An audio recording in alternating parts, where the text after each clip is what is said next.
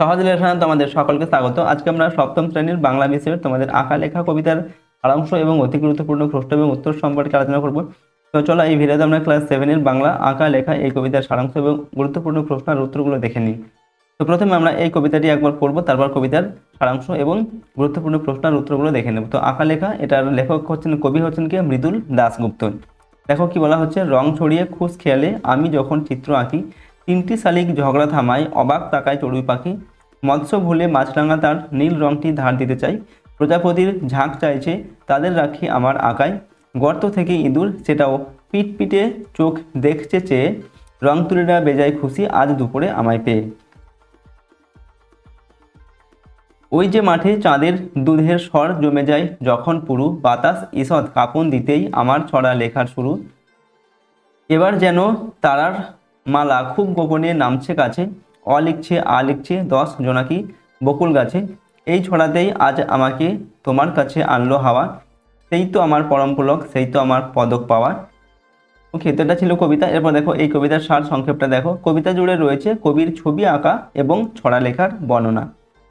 কবি যখন ইচ্ছা মনে রং ছড়িয়ে ছবি আঁকেন তখন তিনটি শালিক ঝগড়া করা থামিয়ে দেয়, আর চড়াই পাখি অবাক চোখে তাকায়, মাছরাঙা পাখি মাছ শিকারের কথা ভুলে যায়, প্রজাপতির ঝাঁক কবির কাছে এসে অনুরোধ করে তার আঁকায় যেন তারাও বিষয় হতে পারে, মাঠে জমে ওঠে চাঁদের জ্যোৎস্নার আলো, বাতাস কেঁপে উঠলেই কবি শিল্পীর ছড়া লেখা শুরু হয়, আকাশ থেকে তারারা কবি শিল্পীর কাছে নেমে আসে, জোনাকির ঝাঁক বকুল গাছে বাংলা বর্ণমালা লেখে, এই ছড়ায় কবিকে পাঠকের কাছে নিয়ে যায়, যা কবির কাছে পদক পাওয়ার মতোই আনন্দের।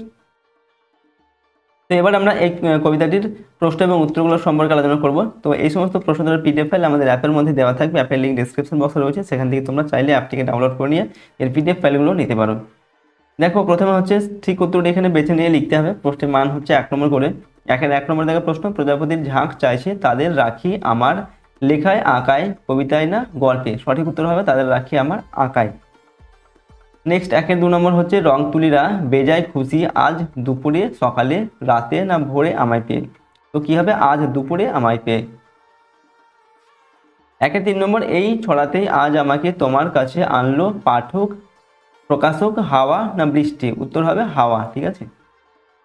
পরবর্তী হচ্ছে 4 নম্বর দাগে, তিনটে শালিক ঝগড়া থামায় অবাক তাকায় আম গাছ চড়ুই পাখি, অন্য শালিক না মাছরাঙা। তো অবাক তাকায় চড়ুই পাখি।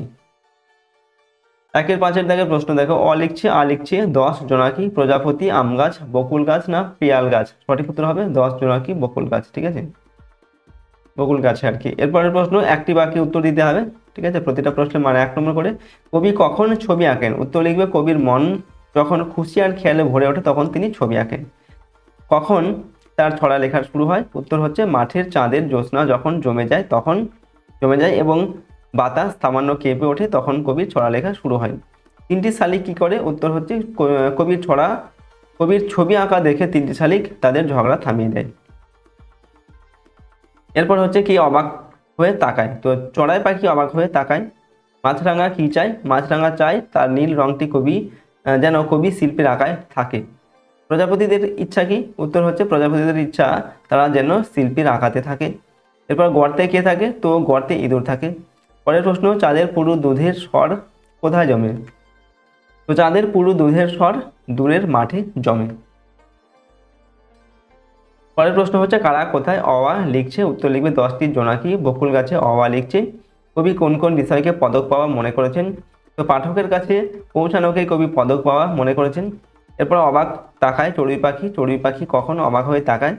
তো কবি মৃদুল দাশগুপ্ত যখন খুশি মনে ছবি আঁকেন তখন চড়ুই পাখি অবাক হয়ে তাকায়। সেই তো আমার পরম পুলক আঁকা লেখা কবিতায় কবি কখন পুলকিত হন? তো কবির লেখা ছড়া যখন পাঠকের কাছে পৌঁছায় তখন কবি পুলকিত হন। দেখো এরপর 3 নম্বরে দেখো 2-3টে বাক্য উত্তর লিখতে হবে এগুলোর, ঠিক আছে। প্রশ্নের মান 2 নম্বর অথবা 3 নম্বর। তো কবি যখন ছড়া লিখতে শুরু করেন তখন চারপাশের প্রকৃতিতে কি পরিবর্তন ঘটে? তো কবি যখন ছড়া লিখতে শুরু করেন তখন রাত্রিবেলা মাঠে চাঁদের আলো জমে ওঠে এবং বাতাস হালকা কাঁপে।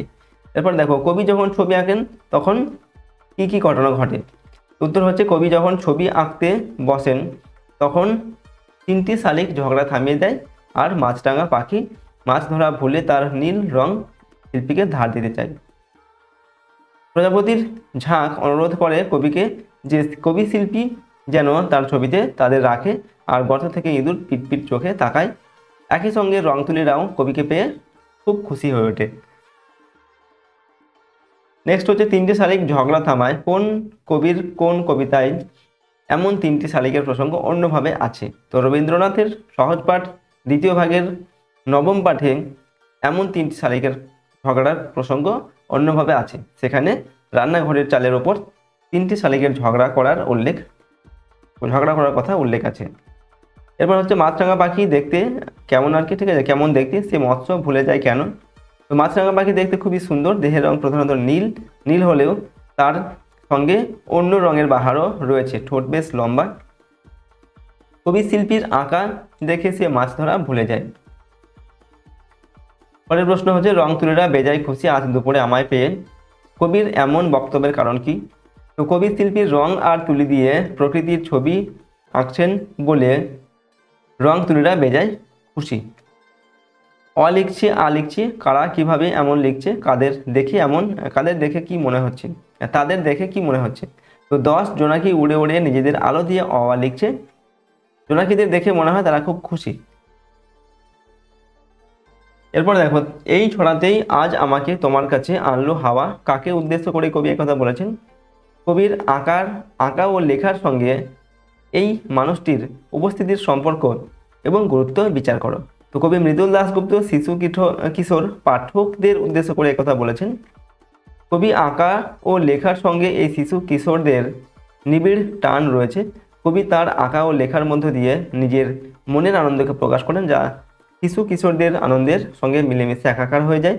পাঠকের এই আনন্দ প্রাপ্তি কবির কাছে শ্রেষ্ঠ পদক পাওয়ার সমান। কাজে এই আনন্দ পাওয়ার জন্যই ওই মানুষদের উপস্থিতি কবি বা শিল্পীদের কাছে কাম্য। তো এই ছিল তোমাদের আঁকা লেখা এই যে কবিতাটি রয়েছে, ঠিক আছে, এই কবিতার সম্পূর্ণ এখানে আমরা সারাংশ এবং এখান থেকে গুরুত্বপূর্ণ প্রশ্ন এবং উত্তরগুলো সম্পর্কে আলোচনা করলাম। প্রশ্নোত্তরগুলো অবশ্যই তোমরা কিন্তু প্র্যাকটিস করবে ভালোভাবে, এগুলো তোমাদের পরীক্ষার জন্য কিন্তু খুবই গুরুত্বপূর্ণ। এর মধ্যে থেকে সাধারণত তোমাদের পরীক্ষায় প্রশ্ন দেওয়া হয়। ওকে, আর যদি আমাদের এই চ্যানেলে তোমরা নতুন হয়ে থাকে, চ্যানেলটিকে সাবস্ক্রাইব করে রাখবে এবং পাশের বেল আইকনে প্রেস করে অল অপশানটিকে সিলেক্ট করে নেবে। ভিডিওটিতে লাইক করবে এবং ভিডিওটি বন্ধু বান্ধবীর সঙ্গে অবশ্যই শেয়ার করবে। আর যদি এই সমস্ত প্রশ্নের PDF ফাইল পেতে যাও, তাহলে এই অ্যাপটিকে ডাউনলোড করবে। সহজ লেসন অ্যাপের লিঙ্ক ডেসক্রিপশন বক্সে দেওয়া আছে, সেখান থেকে ডাউনলোড করে নিয়ে তাহলে তোমরা এই সমস্ত প্রশ্ন এবং উত্তরের PDF ফাইলগুলো সেখান থেকে নিতে পারো। তো আজকে আমরা এই ভিডিওটিকে এখানে শেষ করছি। সম্পূর্ণ ভিডিওটি দেখার জন্য অসংখ্য ধন্যবাদ।